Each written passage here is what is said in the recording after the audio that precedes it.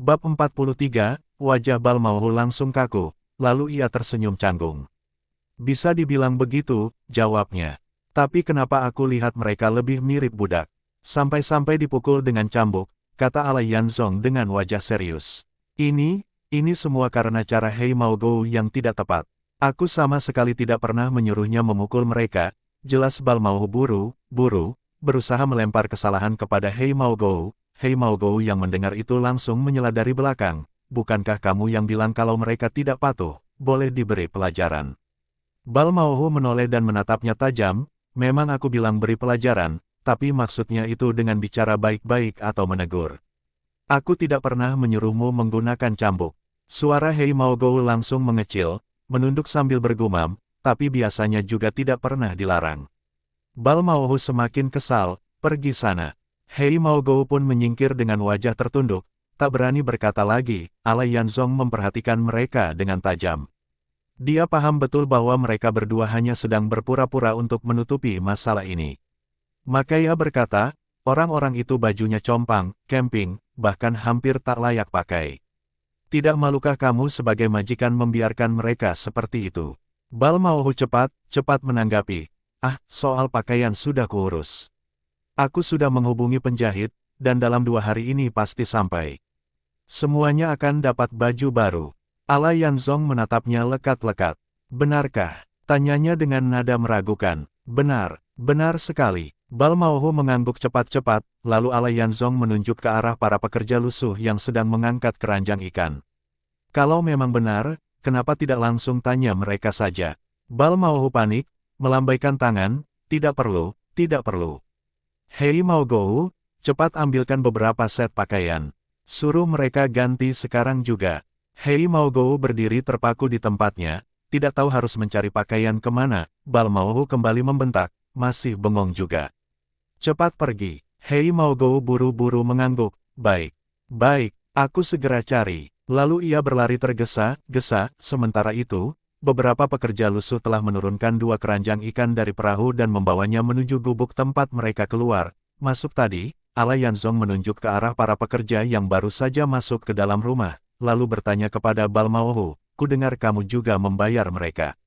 Balmauhu terkejut sejenak, kemudian buru-buru mengangguk. Ya, mereka bekerja tentu saja harus dibayar. Tapi kenapa aku melihatnya seperti mereka sedang membayar utang? Ucap Ala Yanzong sambil tersenyum tipis, tatapannya tajam menusuk ke arah Balmauhu.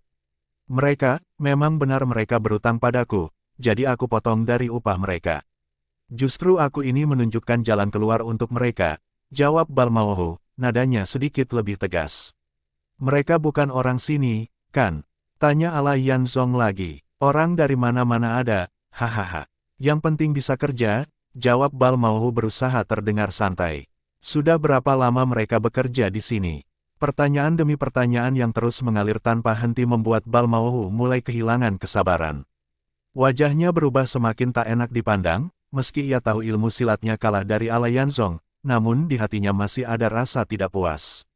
Di tepi sungai tadi ia memang mengalah karena merasa tidak ada untungnya mencari masalah saat itu. Tetapi dalam pikirannya, kamu bisa mengaturku sekarang, tapi setelah kamu pergi. Aku tetap akan melakukan apa yang ku mau. Apa kamu bisa mengurus selamanya? Balmauhu berusaha meredakan suasana. Pendekar muda, urusan penyeberangan sudah kami turuti keinginanmu, uang juga sudah dikembalikan, dan orang-orang sudah dipindahkan. Kalau kamu lelah, mari masuk ke dalam, kita minum teh. Soal pekerja, biar aku yang urus. Pakaian mereka sebentar lagi akan diganti, dan beberapa hari ke depan mereka semua akan dapat baju baru. Kamu tidak perlu terlalu repot mengurus hak kecil ini. Ala Yanzong menangkap nada ketidaksukaan itu, lapun berkata, kalau begitu, boleh kutanya berapa utang mereka padamu? Aku yang akan lunasi. Perasaan Balmauhu langsung tak nyaman. Anak ini benar-benar ikut campur pikirnya.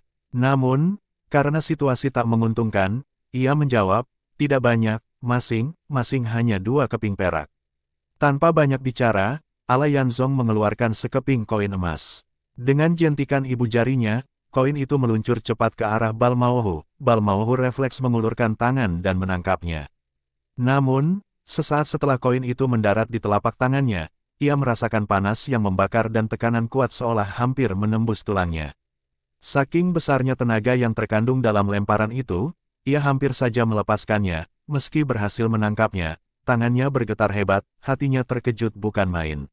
Seketika, rasa gentarnya terhadap Ala Yanzong semakin bertambah. 5 orang itu pas satu keping emas jadi, kumohon agar Tuan segera memecat mereka, ucap Ala Yanzong, wajah Balmauhu langsung berubah pucat lalu memerah. Ia menyembunyikan tangan kanannya ke belakang, terdiam sejenak. Ini, soal itu, katanya, terbata-bata, tepat saat itu. Hei Maogo berlari tergesa-gesa sambil memeluk setumpuk pakaian.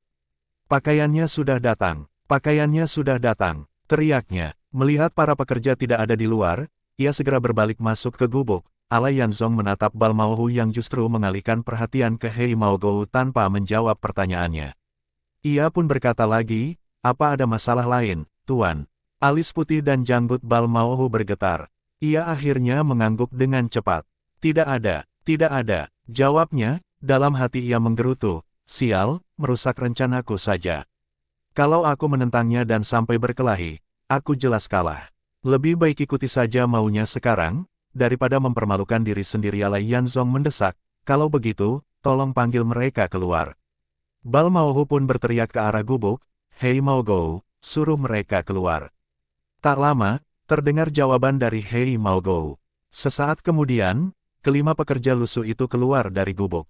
Mereka sudah berganti pakaian, meskipun masih pakaian bekas, namun setidaknya sudah utuh dan tak lagi compang camping memperlihatkan kulit mereka. Ala Yanzong melanjutkan, sekarang, tolong selesaikan pembayaran upah mereka.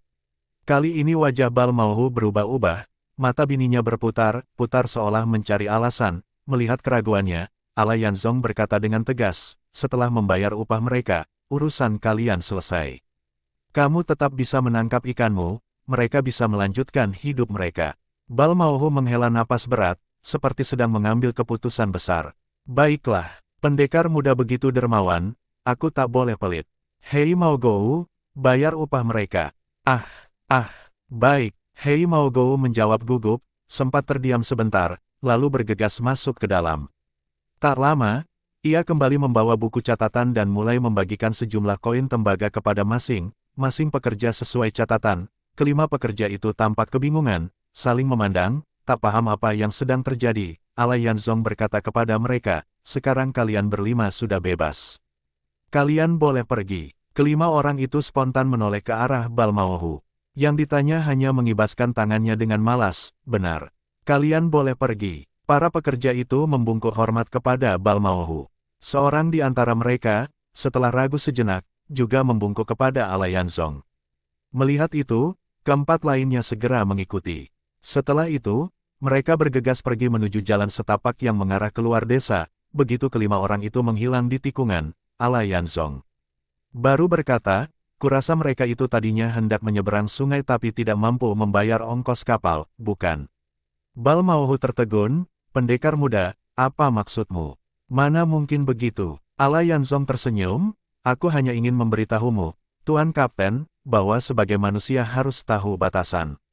Aku sudah cukup memberimu muka dengan tidak membongkar semuanya di depan mereka. Kalau benar mau memberiku muka, seharusnya kamu tidak ikut campur sejauh ini, balas Balmauhu, ucapannya terdengar halus tapi tersirat ketegasan. Kamu berjalan di jalanmu, aku menempuh jalanku. Tak perlu saling ganggu, bukankah itu lebih baik? Ala Yanzong paham betul bahwa Balmauhu masih menyimpan ketidakpuasan. Namun, karena para pekerja sudah dibebaskan, maka ia tidak memperpanjang masalah lagi. Ia hanya memperingatkan, 1 keping perak untuk ongkos kapal sudah cukup mahal. Tapi kamu minta 2, berdalih soal utang lalu menahan mereka jadi tenaga murah. Ingat, jalan yang tidak adil pasti ada yang memperbaiki, dan ketidakbenaran pasti ada yang menegur. Kumohon, Tuan, lakukan segalanya dengan wajar dan jangan berlebihan. Ekspresi wajah Balmauhu berubah-ubah, tapi ia hanya diam, tak mampu membalas. Ula Zitao menyenggol lengan Ala Yanzong pelan dan berbisik, masalahnya sudah selesai, ayo kita pergi. Ala Yanzong menatap Balmauhu sekali lagi, lalu melihat Hei Maogo yang masih berdiri dengan pakaian rapinya. Tanpa berkata apa-apa lagi, ia berbalik bersama Ula Zitao dan pelayan desa nelayan itu, berjalan meninggalkan desa menuju jalan keluar.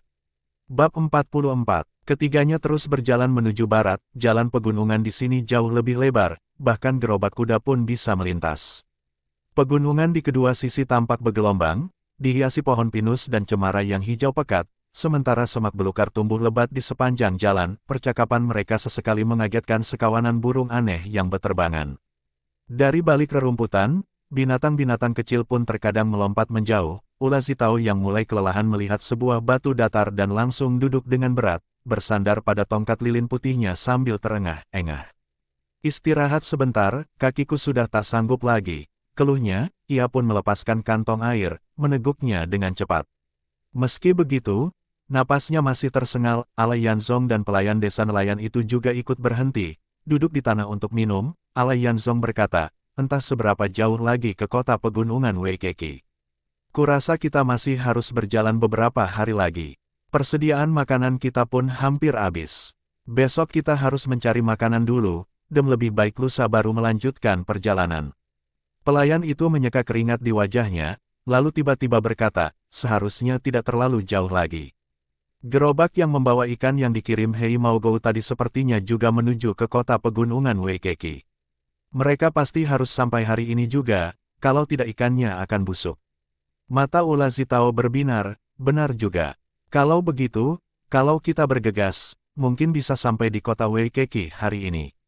Namun, Alai Yanzong menoleh ke arah Ula Zitao dan memperingatkan, melihatmu yang sudah kelelahan seperti ini, kalau dipaksa berjalan cepat, kamu bisa kehabisan tenaga. Ula Zitao mendesah lemas, meskipun jalanan di sini tidak curam, namun berjalan terus seperti ini tetap saja melelahkan. Alai Yanzong melanjutkan, selain itu, kita juga tidak tahu kondisi kota itu sekarang. Kalau kita sampai di sana tapi tak segera mendapatkan makanan, kita bakal kelaparan. Pelayan desa itu mengangguk setuju, pendekar muda benar. Kita tidak tahu apa yang menanti di depan. Kalau tidak menyiapkan makanan dengan cukup, kita bisa kesulitan. Lebih baik kita berjalan sebentar lagi, cari tempat yang terlindung dari angin untuk bermalam, besok baru cari makanan. Setelah beristirahat sejenak, Ula Zitao merasa tenaganya sudah pulih dan mengusulkan untuk melanjutkan perjalanan. Tak lama setelah mereka berjalan sekitar waktu sependek minum secangkir teh, dari arah depan tiba-tiba terlihat dua orang berlari tergesa-gesa ke arah mereka. Alai Yanzong langsung waspada. Semua orang yang berjalan di jalan pegunungan ini menuju ke barat, kenapa dua orang ini malah berlari ke arah timur? Pikirnya, begitu mereka mendekat, Alai Yanzong langsung mengenali mereka. Bukankah ini dua pria parubaya yang tadi mengemudikan gerobak atas perintah Hei Maogou? Ia segera menyapa, dua paman, kenapa kalian tampak panik seperti itu? Kedua pria itu terus berlari tanpa berhenti, sambil menunjuk ke arah belakang. Dengan napas terengah-engah, mereka menjawab, ada perampok gunung. Gerobak kami dirampok. Kami harus kembali melapor. Tanpa memperlambat langkah, kedua pria itu terus berlari menjauh ke timur. Alai Yanzong mengernyit. Sudah sedekat ini dengan kota pegunungan, kenapa masih ada perampok? Bagaimana dengan rombongan yang lewat tadi? Katanya sambil merenung. Lalu ia berkata kepada dua rekannya, ayo, kita lihat ke sana. Ketiganya pun mempercepat langkah, berlari sekuat tenaga ke arah barat. Tak lama kemudian, mereka mendengar suara isakan pilu. Di kaki gunung, seorang wanita tengah duduk di tanah sambil memeluk seorang anak kecil, menangis terseduh-seduh. Saat mereka mendekat, Alai Yanzong mengenali wanita itu. Bukankah ini ibu dan anak yang tadi kami tolong di penginapan di lereng gunung?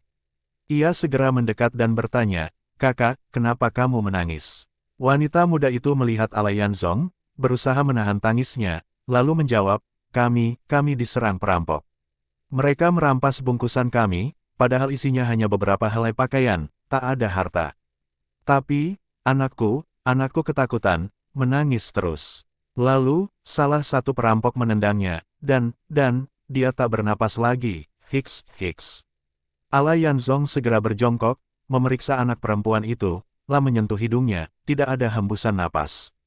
Ketika memeriksa denyut nadi di pergelangan tangan anak itu, tak ada detak sama sekali. Tubuhnya pun sudah mulai dingin. Alai Yanzong menahan amarah dan kesedihannya sekuat tenaga, menekan suaranya saat berkata kepada ibu muda itu, kakak, sebaiknya kita kuburkan anakmu. Mendengar kata-kata itu, ibu muda itu kembali terisak hebat. Ula Zitao dan pelayan desa nelayan yang berdiri di belakang hanya bisa menunduk, menyeka air mata mereka. Kemudian mereka bertiga mencari sebuah cekungan di pinggir jalan, membersihkan bam batu kecil di dalamnya untuk dijadikan liang kubur. Ibu muda itu, dengan air mata terus mengalir, perlahan-lahan meletakkan tubuh anaknya ke dalam lubang. Semua orang memungut batu kecil di sekitar, menumpuknya hingga membentuk gundukan kuburan batu kecil di atas jasad si gadis kecil. Di depan makam, sang ibu kembali menangis terseduh-seduh, meluapkan duka yang tak tertahankan. Kesedihan Alayanzong semakin dalam, namun amarahnya semakin membara. Ia menggertakkan gigi dan berkata dengan suara tegas, "Ayo, aku ingin melihat perampok macam apa yang begitu keji, sampai hati melukai anak kecil." Mereka melanjutkan perjalanan. Setelah berjalan sekitar 1 i, di sebuah tikungan jalan pegunungan, mereka melihat 4 pria berdiri, tampak gelisah sambil mengintip ke arah depan. Orang-orang itu adalah beberapa penumpang perahu yang bersama mereka sebelumnya. Kini, semua barang bawaan mereka sudah hilang, wajah mereka dipenuhi kepanikan. Begitu melihat Alayanzong dan rombongan mendekat, salah satu dari mereka langsung berkata, "Pendekar muda, kami diserang perampok, semua barang kami dirampas." Alayanzong melangkah cepat, mendekat sambil bertanya, "Di mana para perampoknya?" Sekarang, seorang pemuda berusia 20-an menunjuk ke arah tikungan depan, "Di sana. Orang kami masih bertarung dengan mereka." Begitu mereka melewati tikungan gunung, Alayanzong melihat beberapa orang tengah bertempur hebat. Suara benturan senjata bergema, dentingan logam saling beradu, fokus matanya menajam. Alayanzong mengenali para petarung itu, Ye Li Heng, Ye Li Ha, dan Dagu Cuiku sedang bertarung melawan para perampok. Ia menoleh kepada Ula Zitao, pelayan desa, dan ibu muda itu, "Kalian bertiga tetap di sini bersama yang lain. Aku akan melihat lebih dekat." Tanpa menunggu jawaban, Alayanzong melesat maju, tubuhnya meluncur cepat mendekati arena pertempuran. Di depan, Ye Li Heng dan Ye Li Ha bertarung keras dengan senjata pedang melengkung, namun gerakan mereka sudah mulai melambat karena kelelahan. Dagu Cuiku mengayunkan tongkat kayu besar dengan tenaga penuh, setiap tebasannya kuat bagaikan angin menerjang, tetapi gerakannya tampak kaku. La memang tidak menguasai ilmu silat, hanya mengandalkan kekuatan kasar. Semakin lama, staminanya terkuras, pukulannya kehilangan kekuatan. 4 perampok bertopeng yang mengelilingi mereka sangat lincah. Mereka melompat ke sana kemari, tak terlihat terburu-buru untuk mengalahkan lawan. Justru mereka seolah-olah sedang mempermainkan ketiga petarung itu, mengejek dengan serangan-serangan yang nyaris seperti lelucon berbahaya. Tepat saat itu, terdengar suara lantang dari Alayanzong, "Berani sekali kalian, para perampok. Hentikan tindakan kalian sekarang juga." Melihat seseorang datang, para perampok terkejut. Mereka serempak menoleh ke arah Alayanzong, tetapi serangan mereka sama sekali tidak berhenti. Ye Li Heng tetap diam, menatap tajam ke arah para perampok sambil terus berusaha menangkis serangan mereka. Ye Li Ha berteriak dengan suara serak dan kehabisan napas, "Pendekar muda, cepat bantu kami." Dagu Cuiku, sambil mengayunkan tongkat kayunya untuk memaksa mundur lawannya, berteriak dengan suara berat, "Keponakan, aku sudah hampir tak sanggup lagi."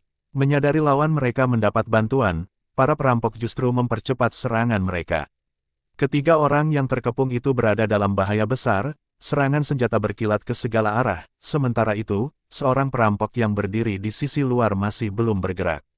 Ia hanya diam, mengamati pertempuran dengan tatapan dingin. Tanpa ragu, Alayanzong melompat ke udara, tubuhnya berputar sebelum meluncur ke bawah. Kedua kakinya menghantam dada seorang perampok besar yang sedang menyerang Dagu Cuiku. Tubuh perampok itu, yang bahkan lebih tinggi dari Dagu Cuiku, terlempar ke udara lalu terjatuh keras lebih dari 2 zang, sekitar 7 meter jauhnya. Tongkat besinya terbang sejauh 3 zang, sekitar 10 meter, dan tubuhnya tergeletak tidak bisa bangun lagi. Entah masih hidup atau sudah mati. Tanpa membuang waktu, Alayanzong memanfaatkan pantulan dari tendangan tadi, tubuhnya berputar seperti burung elang, lalu melesat ke arah Ye Li Heng. Dalam sekejap, kedua kakinya menghantam 2 pedang melengkung yang sedang mengarah ke Ye Li Heng, membuat senjata itu terlempar ke udara dan jatuh ke dalam jurang. Begitu kakinya mendarat, Alayanzong berputar cepat, mengayunkan kakinya dalam sapuan rendah. 2 perampok yang mengelilinginya langsung terhempas jatuh ke tanah. Di sisi lain, Ye Li Ha masih bertarung sengit dengan seorang perampok bertubuh kurus yang justru lebih gesit darinya. Pedang panjang lawan hampir saja menembus dadanya, namun, Tiba-tiba sebuah batu meluncur kencang dari arah tanah, menghantam wajah perampok itu. Di balik penutup kain putih di wajahnya, darah langsung merembes, membasahi kain penutup itu dengan warna merah, kehilangan kekuatan di tangannya, pedang perampok itu terpental.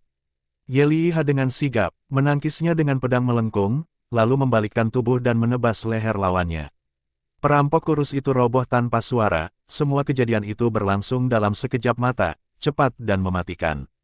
Bab 45, dua perampok yang disapu jatuh oleh tendangan Alai Yanzong berguling di tanah, menghindari sabetan pedang melengkung milik Ye Liheng. Mereka bertumpu pada kedua lengan, berusaha bangun, namun kembali terjatuh dengan keras. Setelah itu mereka merasakan sakit yang menyengat di betis, terduduk di tempat sambil memegangi kaki dan merintih kesakitan. Saat itu, perampok bersenjata pedang panjang yang berdiri di samping mereka meraung dan langsung menerjang, mengayunkan pedangnya ke arah Alai Yanzong. Meski pedang itu panjang dan berat, namun ayunannya menghasilkan suara yang membelah udara, menunjukkan betapa kuat dan beringasnya perampok itu. Alai Yanzong yang masih berjongkok di tanah melihat pedang itu menebas ke arahnya. Dengan cepat, ia berputar dan meluncur ke kanan depan perampok tersebut. Perampok itu segera mengubah gerakannya, menebas ke arah kanan bawah. Namun, Alai Yanzong kembali berputar, kali ini mendarat di belakang kanan lawannya. Serangan perampok itu telah kehilangan momentumnya dan tak bisa diubah lagi. Satu-satunya pilihan adalah berbalik badan untuk menyerang kembali. Namun, saat ia hendak berbalik, Alai Yanzong telah lebih dahulu meraih kedua bahunya, mencengkeram seperti penjepit besi, membuat si perampok tak bisa berputar. Dalam posisi itu, perampok bersenjata pedang panjang itu hanya punya dua pilihan, melepaskan pedangnya untuk bertarung tangan kosong atau melepas satu tangan dari gagang pedang dan mencoba menebas ke belakang. Namun, begitu ia melepaskan pedangnya dan hendak meraih tangan Alai Yanzong langsung berputar ke belakang, menjatuhkannya dengan lemparan keras. Tubuh besar perampok itu terjatuh menghantam tanah dengan bunyi gedebuk keras, sampai permukaan tanah bergetar seolah batu besar dilempar ke sana. Alai Yanzong mendarat dengan stabil di kedua kakinya. Tidak disangka, perampok yang terlempar itu segera bangun dan tampaknya tak mengalami luka serius. Namun, dia tak menyerang lagi, tidak berkata sepatah kata pun, melainkan berbalik dan melarikan diri terburu-buru ke jalan setapak di pegunungan. Alai Yanzong sempat kebingungan. Baru satu jurus, kenapa dia langsung kabur? Keraguannya membuat perampok itu berhasil meloloskan diri. Dua perampok lain yang masih duduk memegangi kaki mereka pun berhenti merintih. Mata mereka terbelalak ketakutan, menatap Alai Yanzong dengan wajah pucat. Alai Yanzong melangkah mendekat perlahan, menatap keduanya dengan alis berkerut dan sorot mata tajam yang menekan. Sementara itu, Ye Liheng yang sempat bertumpu pada pedang melengkung untuk mengatur napas, ikut mendekat. Dia mengarahkan pedangnya ke dua perampok itu, lalu menoleh pada Alai Yanzong dan bertanya, "Pendekar muda, dibunuh atau dibiarkan hidup?" Belum sempat Alai Yanzong menjawab, kedua perampok itu segera melambaikan tangan mereka dengan panik. "Pendekar muda, ampuni kami. Jangan bunuh kami. Pendekar muda, tolong selamatkan kami. Kami juga terpaksa melakukan ini." Mata Alai Yanzong memancarkan amarah. "Kalian juga terpaksa. Lalu kenapa melukai orang? Kenapa menyerang orang hingga terancam nyawanya?" Dua orang perampok itu menunjukkan wajah penuh kesedihan. "Kami tidak membunuh siapapun. Kalau tidak percaya, tanya saja mereka. Kami sungguh tidak membunuh orang." Alai Yanzong semakin marah melihat mereka berbohong. Ia melangkah maju dan menendang betis salah satu perampok. Perampok itu menjerit seperti babi yang akan disembelih. Ark. Betis yang ditendang adalah yang tadi dipatahkan. Rasa sakitnya semakin parah hingga membuat keringat sebesar biji jagung mengalir dari dahinya. Melihat itu, perampok lainnya langsung merangkak sambil berlutut dan membenturkan kepalanya ke tanah berulang kali hingga terdengar suara keras, bahkan darah mulai terlihat di dahinya. Dengan suara gemetar ia memohon, "Pendekar muda, mohon percaya. Kami benar-benar tidak membunuh siapapun." Alai Yanzong melihatnya dan berhenti menendang, lalu bertanya dengan nada tegas, "Apakah kalian melihat seorang gadis kecil?" Perampok itu cepat mengangguk. "Lihat, kami memang melihatnya." Alai Yanzong menatapnya tajam, mengucapkan setiap kata dengan jelas, "Dia mati karena kalian tendang." Perampok itu langsung menggeleng keras sambil terus membenturkan kepala. "Bukan kami, bukan aku yang menendangnya. Aku tidak ada hubungannya dengan itu." Perampok yang memegangi kakinya juga buru-buru berseru, bukan aku yang menendangnya. Aku sama sekali tidak menendangnya. Kalau bukan kalian, lalu siapa? Tanya ala Yanzong semakin menekan. Mao Hou. Ya, benar, Mao Hou yang menendangnya. Aku melihatnya sendiri. Jawab perampok yang memegangi kaki dengan yakin. Siapa Mao Hou? Di mana dia? Ala Yanzong semakin mendekat, perampok itu menunjuk ke arah seorang pria kurus kecil yang tergeletak di tanah. Itu dia Mao Hou. Ala Yanzong pun berjalan mendekat untuk memeriksa Mao Hou. Ye Liheng mengarahkan pedang melengkungnya kedua perampok tadi, menjaga agar mereka tak berani bergerak. Sementara itu, Ye Liheng yang masih bertumpu pada pedang melengkung berdiri terengah-engah, lalu ikut mendekat ke arah Mao Hou bersama Ala Yanzong. Mereka melihat Mao Hou tergeletak tak bergerak. Selain kain penutup wajahnya yang putih, hampir seluruh tubuhnya berlumuran darah. Di lehernya tampak jelas luka menganga yang masih mengalirkan darah. Ala Yanzong berjongkok, menarik kain penutup wajahnya dan melemparkannya ke samping. Wajah Mao Hou sudah tak bisa dikenali, penuh luka dan darah. Namun, bulu panjang berwarna abu yang menutupi wajahnya masih terlihat jelas, benar-benar mirip seekor monyet berbulu tebal. Ye Liheng yang berdiri di samping terengah-engah, meludah ke tanah sambil mengumpat, "Peh. Bajingan berbulu ini memang pantas mati. Dia menargetkanku dan tak mau melepaskan. Sambil bertarung, dia masih sempat mempermainkanku. Di belakangku ada jurang, aku bahkan tak bisa lari." Ala Yanzong menatapnya dengan pandangan merendahkan. Dia sudah mati. Ye Liheng tidak memperhatikan tatapan Ala Yanzong, kembali meludah ke tanah. Dia memang harus mati. Kalau dia tidak mati, akulah yang mati tadi. Ala Yanzong tidak menggubrisnya lagi. Masih ada seorang perampok yang tergeletak, dan satu lagi duduk di dekat tepi jurang. Perampok yang tergeletak itu adalah yang tadi ditendangnya hingga terbang, sedangkan yang duduk sambil terengah-engah adalah Dagu Cuiku. Ala Yanzong berjalan mendekat ke perampok yang terbaring, berjongkok, dan memeriksa napasnya. Masih ada, tampaknya hanya pingsan. Mungkin karena tubuhnya yang besar dan kuat, dia masih sanggup bertahan meski terkena tendangan keras. Saat memeriksa dadanya, Ala Yanzong mendapati 5 tulang rusuknya patah, meskipun tak jelas apakah organ dalamnya ikut rusak atau tidak. Ala Yanzong baru saja berdiri, dan Dagu Cuiku dengan napas berat buru-buru merangkak mendekat sambil berkata, "Keponakan. Bibi Wanyanmu diculik mereka ke atas gunung." Ala Yanzong terkejut. Apa yang terjadi? Dagu Cuiku menarik napas dalam, wajahnya penuh kelelahan, lalu menceritakan kronologi perampokan itu. Katanya, meskipun mereka menyeberangi sungai bersama, namun mereka berjalan dengan jarak terpisah sekitar 2 hingga 300 meter. Ye Liheng dan Ye Liheng berada paling depan, diikuti oleh Dagu Cuiku dan Wanyansi, sementara rombongan dari penginapan di lereng gunung tertinggal sekitar 100 meter di belakang. Pasangan ibu dan anak perempuan yang tampak lemah berjalan paling belakang. Saat Dagu Cuiku dan Wanyansi sampai di persimpangan ini, sekelompok perampok tiba-tiba menyerbu dari jajan cabang. Pemimpin mereka adalah Mao Hou bersama anak buahnya. Karena tak mau dirampok begitu saja, pertarungan pun pecah. Mao Hou memimpin sebagian perampok menyerang rombongan di belakang, merampas banyak barang bawaan. Beberapa perampok bahkan membawa kereta penuh ikan hasil rampasan dan menariknya ke atas gunung. Melihat Wanyansi yang cantik memesona, Mao Hou memerintahkan anak buahnya untuk menyeretnya ke atas. Saat itu, Dagu Cuiku sedang sibuk bertarung melawan perampok tinggi besar yang bahkan lebih kuat darinya, hingga tak sempat menyelamatkan Wanyansi. Kemudian Mao Hou ikut bertarung. Melihat Ye Liheng yang kurus kecil seperti dirinya, Mao Hou sengaja memilihnya sebagai lawan. Sementara itu, dua perampok lain, menyadari keganasan Ye Liheng, langsung bertukar posisi untuk melawannya bersama-sama. Adapun perampok bersenjata pedang panjang hanya berdiri diam tanpa berkata sepatah kata pun sejak turun gunung. Ala Yanzong pun mengangguk, kini paham gambaran besarnya. Dia menoleh kedua perampok yang masih duduk memegangi kaki mereka. "Pergi, kalian berdua naik ke gunung dan sampaikan pesan, kembalikan perempuan itu ke sini.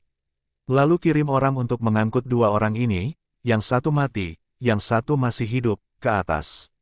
Dua perampok itu, yang baru saja merasa selamat dari maut, tanpa peduli lagi dengan rasa sakit di kaki mereka, langsung berusaha berdiri. Saling menopang, mereka pincang berjalan terlatih menuju jalan setapak ke arah gunung.